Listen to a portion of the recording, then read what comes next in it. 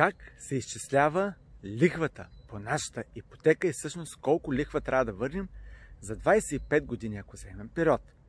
Имаме 200 000 ипотечен кредит. Лихвата ни е 3%. Колко ще върнем?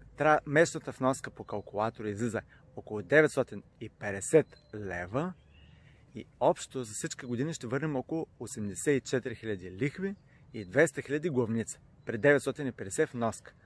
Което какво означава? Означава, че в началото, как изчисляваме, имаме 200 000, имаме 3% лихва, 6 000 на година е първата година, което означава по 500 лева на месец.